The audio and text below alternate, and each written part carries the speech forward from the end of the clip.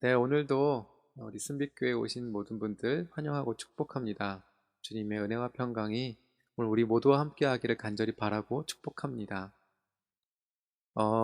네, 저희가 이제 주기도 세 번째 시간입니다. 지금 주기도는 크게 두 부분으로 나눌 수 있거든요.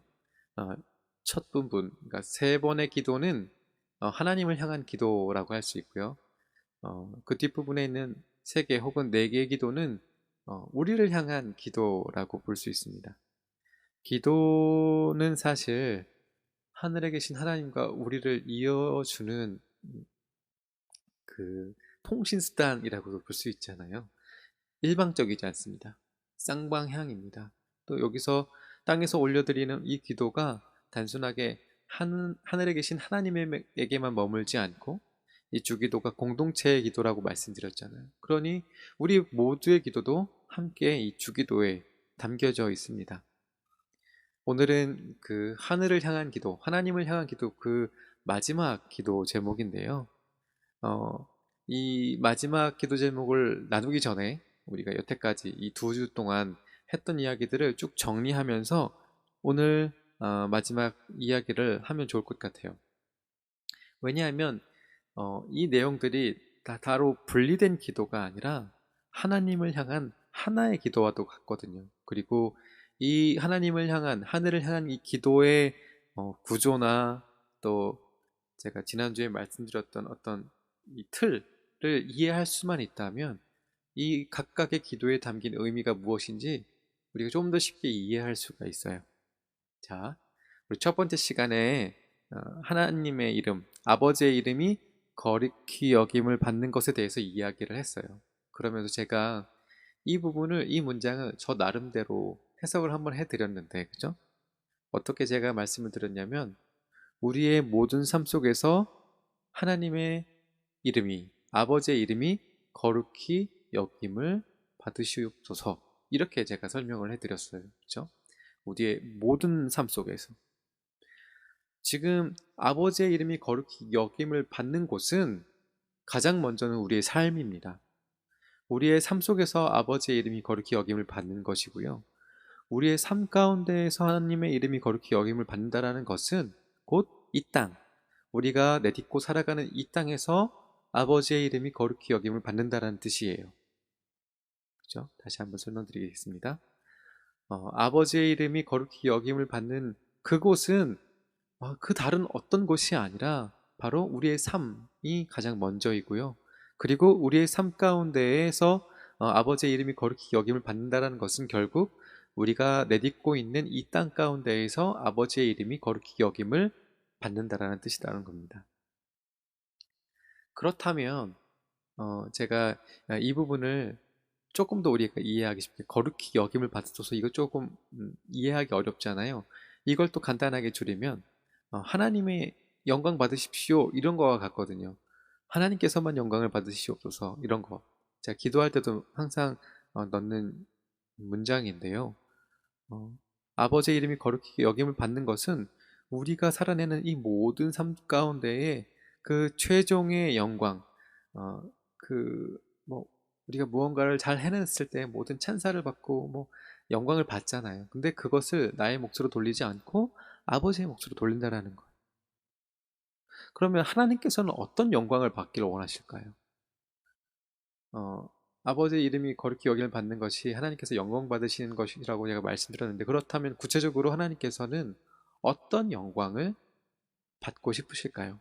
한번 생각해 보세요. 하나님께서는 우리의 삶을 통해 어떤 영광을 받고 싶으실 건가?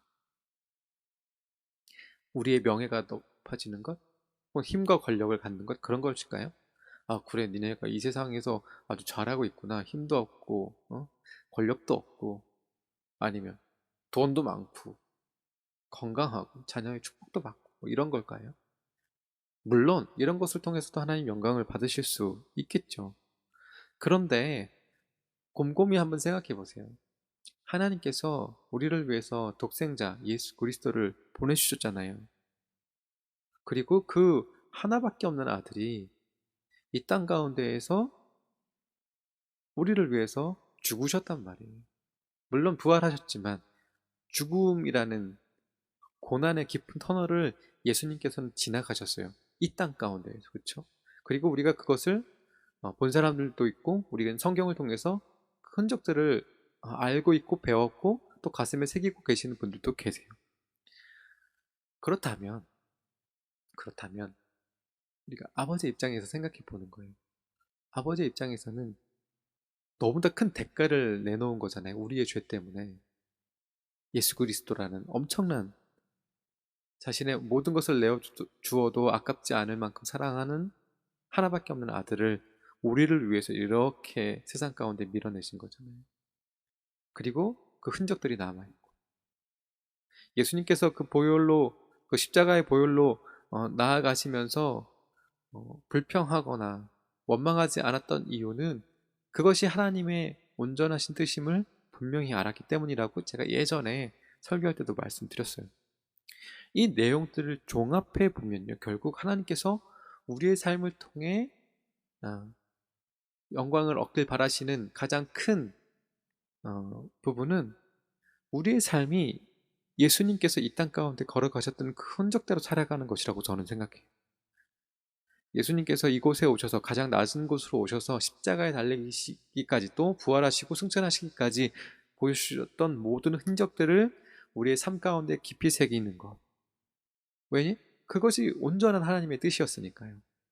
예수님께서 이 땅에 오셔서 하셨던 많은 일들은 다 하나님의 계획 안에서, 하나님의 뜻 가운데서 이루어졌던 일이었기 때문에 우리가 그 삶 가운데 들어가서 그 삶을 살아낼 수만 있다면, 예수 그리스도의 흔적대로 우리가 살 수만 있다면 우리는 하나님의 뜻을 이루며 사는 거겠죠. 이건 굉장히 어떻게 보면 단순한 이야기일 수도 있는 거예요. 그것을 통해서 하나님께서 영광 받으신다라는 거고요. 그렇죠? 이건 뒤에 좀 더 설명해 드릴게요. 그러니 우리는 하나님의 영광을 위해서 부지런히 예수 그리스도의 삶을 이렇게 현미경 들여다보듯이 잘 살펴봐야 돼요. 그래야 우리가 어떻게 살지를 알죠. 우리는 방법을 잘 모른다고 얘기하잖아요. 교회에서는 항상 사랑하십시오, 품어주십시오. 하지만 어떻게 알겠어요. 사랑하고 싶어요. 근데 방법을 모르겠어요. 근데 방법은 잘 얘기하지 않아요. 그때 우리는 뭘 해야 하냐면 예수 그리스도께 우리의 모든 정신과 모든 것을 다 집중해서 그 예수 그리스도의 삶을 살펴봐야 해요. 누구를 만나셨고, 누구의 친구였고, 또 어떤 말을 하셨고, 그리고 무엇보다 어떤 삶을 살아내셨는지, 또 어떤 길을 가셨는지를 우리가 자세히 들여다봐야 돼요. 그리고 거기서 우리가 바라보았던 예수 그리스도의 삶을 가지고 우리의 삶으로 이렇게 딱 체화시키는 거죠. 이게 그리스도인 아니겠습니까? 우리 안에 그리스도가 남아있는, 그리스도의 마음이 남아있는, 이게 그리스도인인 거잖아요. 교회 나간다고 그리스도인이 아니고요. 예수 그리스도께서 우리의 삶 가운데 완전히 들어와 계시는 그 상태가 그리스도인일 거예요. 그러면 교회만 다니는 분들과 예수 그리스도를 마음에 담으신 분들의 삶은 분명히 다를 거거든요. 그런데 요즘 목회자들을 포함해서 우리 성도님들까지도 별로 예수 그리스도에 대해서 관심이 없어 보이는 것 같아요. 특히 목사님들. 희한하죠? 우리 모두 교회라는 거룩한 공동체로 모이는데 예수 그리스도에게 관심이 없어요. 교회의 머리 되시는 예수 그리스도께 관심이 없단 말이에요. 제가 무슨 말씀을 드리려는지는 제가 나중에 한번 더 말씀을 드리겠는데, 우리에게 주어진 특별 계신 성경, 구약과 신약으로 나뉘어져 있잖아요. 모두 중요해요. 그 어떤 것도 소홀히 할 수 없어요. 그런데 우리는 나무가 아니라 숲을 봐야 하잖아요. 구약과 신약이 우리에게 무엇을 말하고자 하는지를 우리는 알아야 한단 말이에요. 뭘 얘기하고 있죠? 구약과 신약이 무엇을 얘기하고 있습니까? 우리 아이들에게 지금 얘기해 주어 보세요. 구약은 뭘 얘기하고 있습니까? 신약은 뭘 얘기하고 있습니까? 합쳐서 구약과 신약, 성경은 우리에게 무엇을 얘기하고 있습니까? 자, 아이들에게 빨리 말씀해 주세요. 제가 이제 답을 얘기할 거니까 맞는지 안 맞는지 확인해 보시고, 성경이 우리에게 공통적으로 전하는 건 메시아예요. 오실 메시아와 오신 메시아에 대해서 얘기하는 거거든요. 메시아, 예수 그리스도란 말이에요. 그러니 우리는 구약에 담겨져 있는 어떤 문자적인 것에 갇혀있지 말고 큰 프레임 안에서 신앙생활을 해야 해요. 이 경계를 알 수 없는 큰 프레임, 이 안에서 우리는 자유를 느끼는 거죠. 무슨 말씀인지 아시겠습니까? 우리가 종이라는 표현을 쓰잖아요. 하나님의 종이라는 표현은 바울도 쓰고요. 종이라는 단어가 가지고 있는 부정적인 이미지는 물론 있겠지만, 하나님께서 틀 지어주신 그 종의 바운더리는 경계를 알 수 없는 거예요. 경계를 알 수 없는 거예요. 무슨 말씀인지 아시겠죠? 그런데 우리가 스스로 그 성경의 문자라는 아주 조그만 텍스트에 갇혀 있게 되면 이 넓은 하나님의 벌판 안에서 누릴 수 있는 은혜를 누릴 수가 없는 거예요. 나중에 기회가 되면 이것에 대해서 조금 더 말씀드리겠습니다. 구약의 율법이 분명히 존재하고 중요합니다. 하나님께서 모세를 통하여서 이스라엘 백성들을 사용하셔서 지금까지도 남아되어 있는 그 구약의 율법들은 사실 예수 그리스도께서 삶으로 완성시키신 거예요. 율법의 완성은 사랑, 곧 예수 그리스도라고 이야기할 수 있는 거죠. 그러니 율법에 갇혀 있을 이유가 없어요. 율법이 아닌 예수 그리스도를 바라봐야죠. 새 계명을 주셨잖아요. 서로 사랑하라고. 이 문장 안에 모든 게 담겨져 있는 거예요. 이 사랑은 우리가 이해하고 있는 사랑의 의미를 넘어서는, 흔히 얘기하는 아가페라고 얘기하잖아요. 이 아가페의 사랑을 우리가 다 이해할 수 없죠. 그렇죠? 다 이해할 수 없잖아요. 우리가 이해할 수 없는 그 어떤 단어로도 다 표현할 수 없는 그 넓은 예수 그리스도의 사랑을 우리가 가지고 살아가야. 제가 계속 요즘 답답한 일들이 있어서 이 말씀을 드릴 수밖에 없는데, 그리스도인들이 무한히 펼쳐져 있는 하나님 그리고 예수 그리스도의 사랑 안에서 자유함을 누리며 살아가야 되는데, 오히려 우리가 아주 좁은 신앙 안에서 답답해하며 살아간단 말이에요. 제가 이제 지난주부터 슬기로운 청소년이라고 해서 이제 청소년들 4명과 함께 시간을 갖고 있거든요. 첫 번째 시간의 얘기를 제가 어떻게 보면 이 틀을 깨는 이야기들을 몇 가지 해줬는데, 이게 아이들이 되게 놀래 하더라고요. 그래요? 그런 뜻이었어요? 이렇게 반응을 하더라고요. 우리 어른들이 혹은 우리 아이들이 이 조그맣게 갇혀져 있는 이 신앙의 틀을 깨지 않으면 우리가 누릴 수 있는 무한하게 많은 하나님의 사랑과 신비를 다 경험할 수 없게 돼요. 굉장히 안타까운 거죠. 그리고 요만한 그 프레임 안에 갇혀서 다른 사람들을 판단하게 하고 또 정죄하게 된단 말이에요. 이걸 깨셔야 합니다. 제가 지금 약간 옆으로 샜는데, 자, 두 번째 이야기, 두 번째 기도는 이겁니다. 우리는 예수 그리스도 덕분에 하늘과 땅을 이어진 그 공간 안에 살아갈 수 있게 되고, 원래 하나님이 계시는 공간과 땅에 있는 우리들은 구조적으로 만날 수 없는 공간에 있다라고 제가 말씀을 드렸어요. 그리고 이것을 이어주신 분이 바로 예수 그리스도라는 거예요. 하늘과 땅이 있다 만나 이 모든 것이 거룩한 성소가 되는 그 놀라운 은혜를 주신 분이 바로 예수 그리스도라는 거죠. 이미 우리에게 온 하나님의 나라가 있고 아직 오지 않은 하나님의 나라가 있다라고도 말씀드렸어요. 올 거죠. 예수님 다시 오실 때. 그래서 우리는 여전히 아직 완성되지 않은 하나님의 나라에 살아가고 있는 거예요. 제가 이것을 교회 시대를 우리가 살아가고 있다라고 제가 말씀드렸어요. 이건 제 언어가 아니라 제가 예전에 신대원 다닐 때 교수님께서 해주신 말씀이거든요. 교회의 시대. 우리는 교회의 시대를 살고 있는 거예요. 언제든 죄의 위협에 놓여져 있는 거예요. 죄에 빠질 수 있는 가능성에 우리는 놓여져 있어요. 그런데 예수님께서는 반드시 다시 오실 거란 말이죠. 우린 그것을 믿고 살아가고 있거든요. 다시 예수님께서 이 땅에 오실 때 이 땅에 하나님의 나라가 비로소 완성이 될 거예요. 그때 완전한 부활이 일어날 거고 더 이상 우리는 죄의 문제로 괴로워하지 않아도 될 것이고요. 하나님과 기뻐 뛰며 찬양하고 예배하는 그날이 올 겁니다. 그러니 우리는 버텨야겠죠. 어떻게 해서든지 예수 그리스도를 힘입어 버텨내야 돼요. 우리는 죄 아래에 있었다가 예수 그리스도 덕분에 이 은혜 안으로 들어가게 됐잖아요.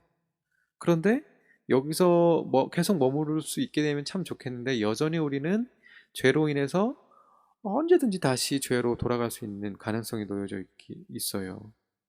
그럼 우리는 더 악착같이 예수 그리스도를 의지해야 해요. 음. 괜히 막 악과 싸우려고 하지 마시고요. 무조건 피하세요.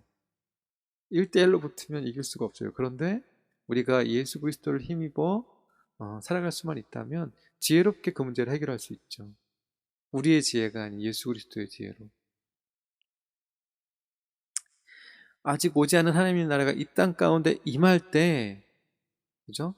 예수님께서 다시 오셔서 하나님 나라가 온전하게 이루어질 때, 그때 역시 하나님의 뜻이 온전히 이 땅에 이루어지겠죠. 이거는 뭐 당연한 거죠. 죄의 문제가 이제 완전히 사라져 버리게 됐으니까요. 이 땅에는 오직 하나님의 뜻만 남게 되는 거예요. 근데 궁금하지 않으십니까? 그러면 아무리 그렇다 하더라도 왜 하나님의 뜻이 이 땅에서 이루어지지 않는 것일까? 이미 오신 하나님의 나라와 아직 오지 않은 하나님의 사이에 살아가는 우리들이 어, 그러면 하나님 틈 보셔갖고 그냥 훅 들어오시면 되시는 거 아닙니까? 이렇게 생각할 수 있잖아요. 하나님은 하실 수 있는 분 아닙니까? 전지전능하신 분이니까. 이렇게 생각할 수도 있는데 한번 잘 보세요.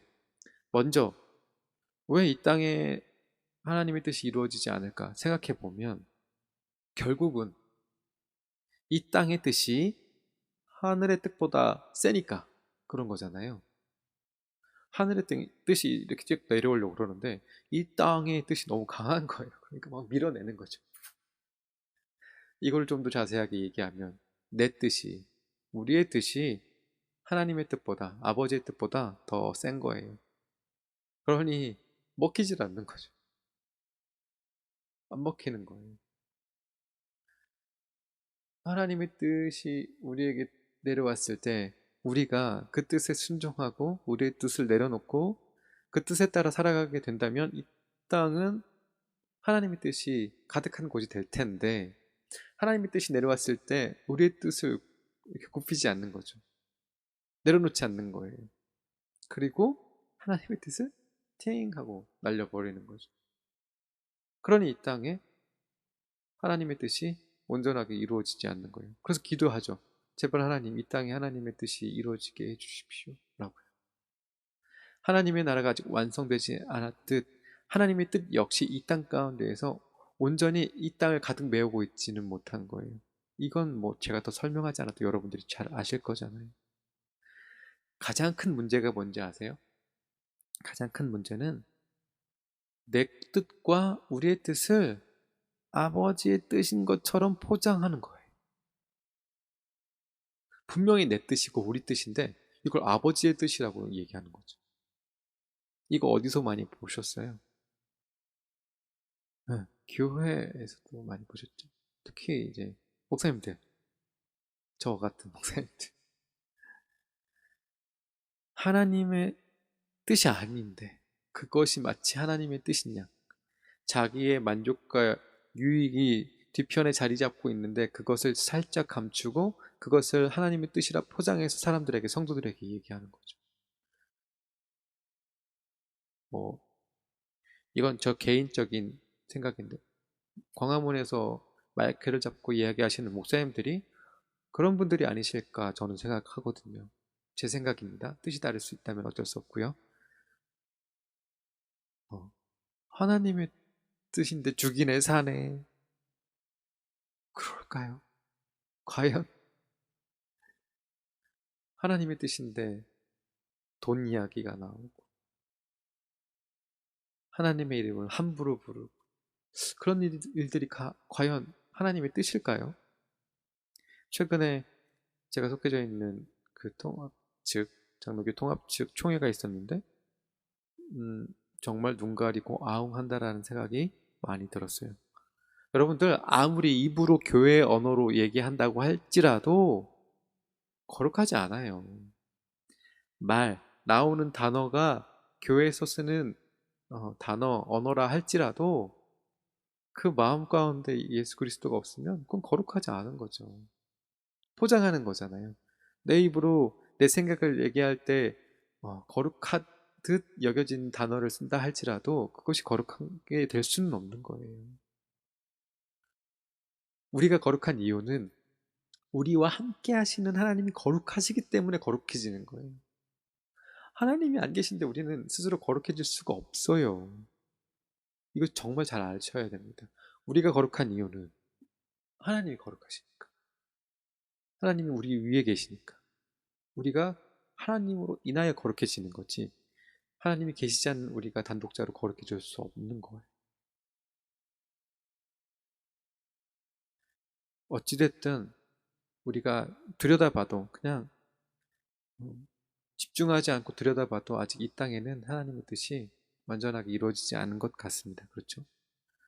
지금 제가 멀리 이야기를 했지만 가장 가깝게는 저의 삶을 들여다봐도 저 역시도 내 삶이 100% 하나님의 뜻 가운데 살아가고 있는 삶일까? 라고 질문해 본다면 여전히 아직 모자라다라고 저는 생각합니다.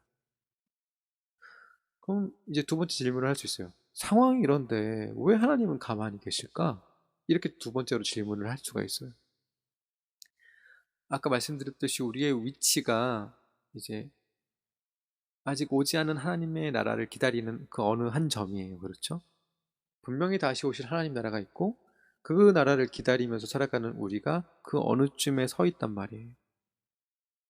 그런데 하나님께서는 이 모든 그 피조 세계를 창조하실 때 질서 있게 만드셨어요. 아주 질서 있게. 이 뜻은 뭐냐면요.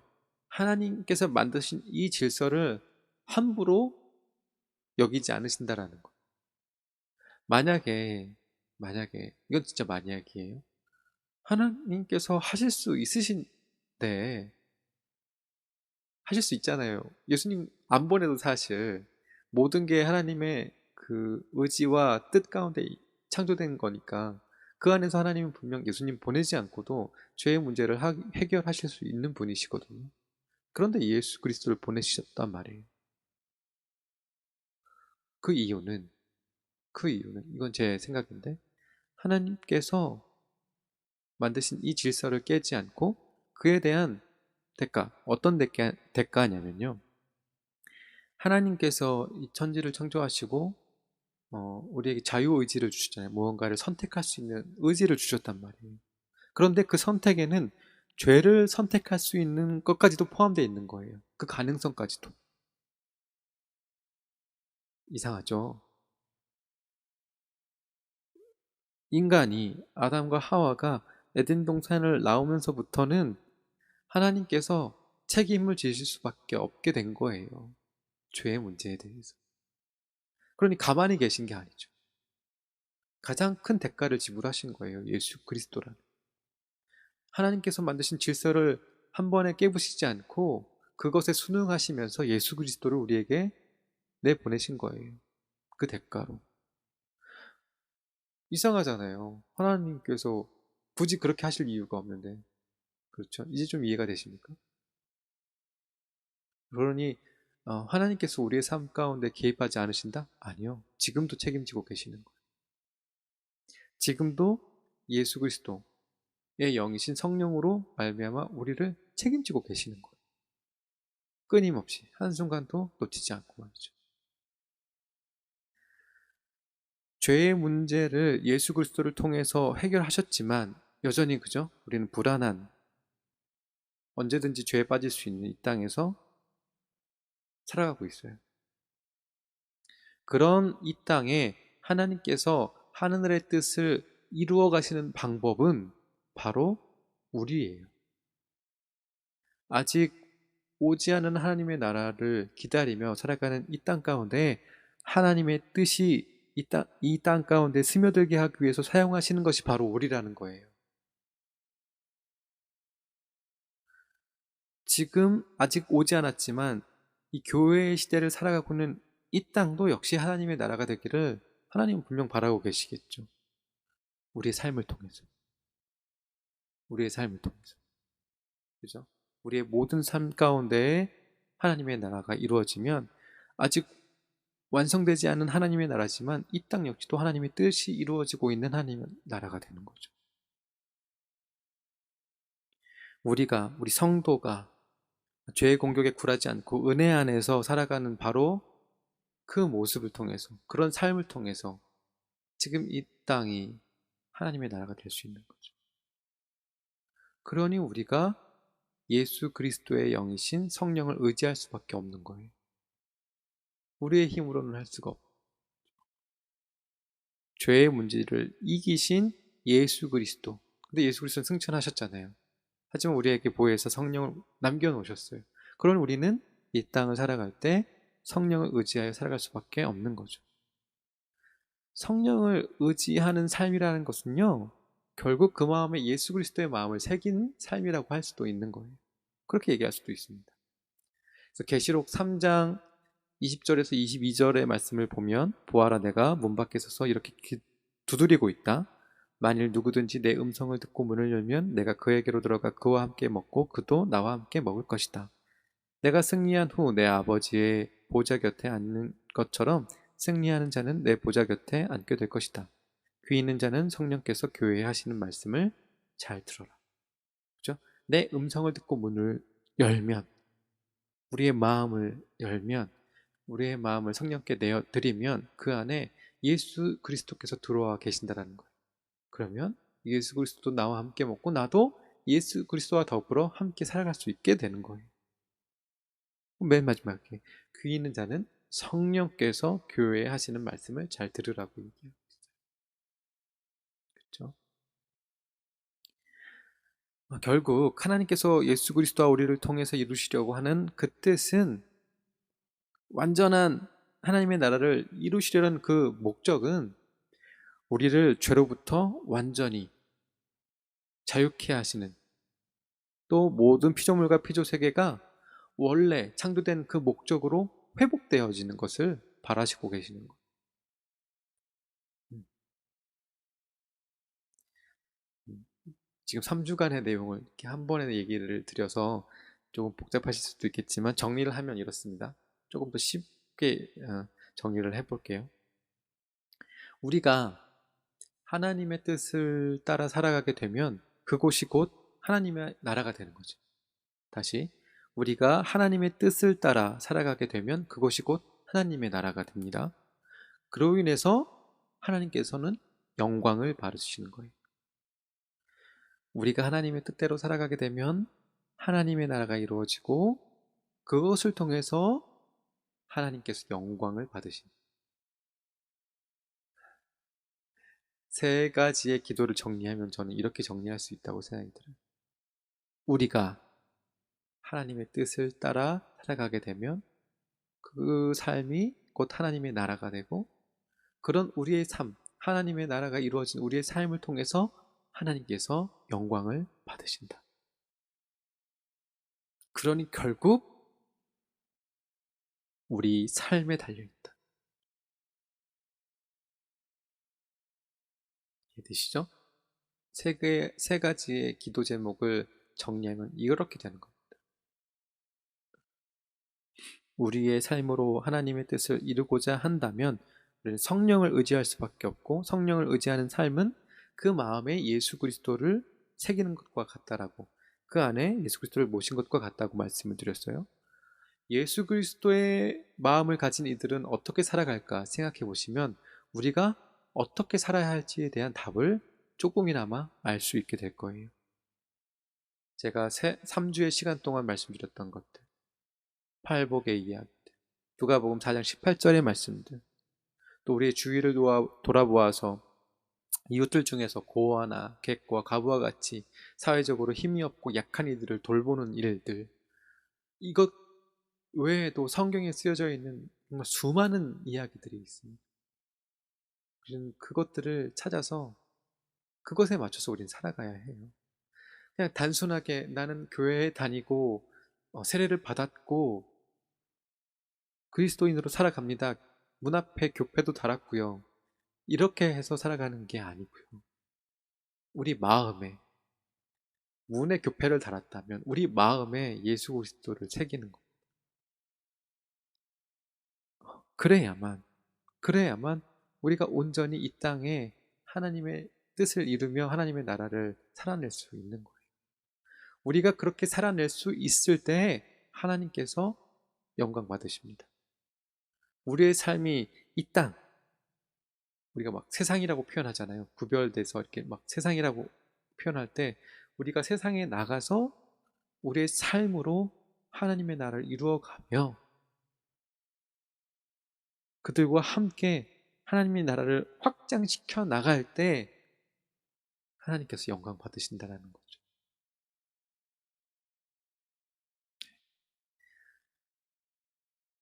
물론 하나님께서는 그 존재만으로도 영광 받으시는 분입니다. 하지만 지금 이 주기도는 이 땅 가운데에서 하늘을 향해 외치는 기도잖아요. 그렇죠? 그러니 우리는 반드시 이것을 기억해야 하는 거죠. 이게 우리가 살아내야 할 방향이니까. 이해가 좀 되시죠? 앞에 것 다 정리하고 그냥 하나만 기억하세요. 하나님의 영광을 위해서는 우리의 삶이 중요하다. 우리가 이 땅 가운데에서 하나님의 뜻을 품고 살아갈 때 하나님의 나라가 되며 그 나라 안에서 하나님께서 영광을 받으신다. 이것만 기억하시면 주기도의 앞부분 하나님을 향한 기도를 다 이해하실 수 있을 거라고 저는 생각이 듭니다. 네, 조금 어려웠던 제가 설명을 좀 어렵게 해서 그럴 수도 있겠지만 여러분들 그런 삶 살아내셨으면 좋겠습니다. 하나님께서 기뻐하시는 삶, 하나님께서 기뻐하시는 삶이야말로 하나님께서 영광 받으실 삶 아니겠습니까? 이제 저희가 이제 명절을 보내게 되잖아요. 거기서부터 시작하시는 거예요. 지금까지 3주 동안에 쭉 말씀을 우리가 들었잖아요. 그 들은 말씀을 가지고 이제 명절 때 모이는 코로나 때문에 명절 때 잘 모이지 않을 수도 있겠지만 만약에 가족들이 모이신다면 그 안에서 시작해 보시는 거예요. 하나님의 뜻을 가족 안에서 그 가족 공동체 안에서 이루어 가시는 거죠. 그러면 그 가족들이 모였을 때 그곳이 하나님의 나라가 될 것입니다. 그리고 그 가족들의 모습을 보며 하나님께서 영광 받으실 거예요. 때론 친척들 간에 여러 문제들이 있을 수도 있습니다. 그런데 그래서 되게 불편하고 차라리 얼굴 안 봤으면 좋겠다 뭐 이런 마음도 들 수 있겠지요.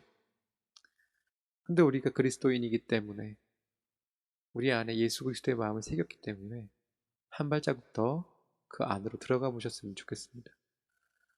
안 되는 거 억지로 하라고 말씀을 드리는 건 아니고요. 그 상황들을 또 불편한 상대의 마음을 받아들일 수 있는, 제가 이해하라고 말씀을 드리는 게 아니라 그래 저 사람도 그렇게 생각할 수 있을 거야 라는 그 받아들임이 조금 있었으면 좋겠어요. 당장 그 문제가 해결되지 않더라도 그렇게 한 발자국 나아가서 그 불편한 상대의 마음을 받아들일 수만 있다면 충분히 그곳에서 하나님의 뜻이 이루어질 거라고 저는 믿습니다. 하나님께서 잘해주시겠죠. 하나님의 뜻을 이루어가는데. 그렇죠? 그럼 여러분들 모두 행복한 명절 되시고요. 그곳에서 하나님의 나라를 이루어가시며 하나님 앞에 영광 돌릴 수 있는 우리 모두 되었으면 참 좋겠습니다.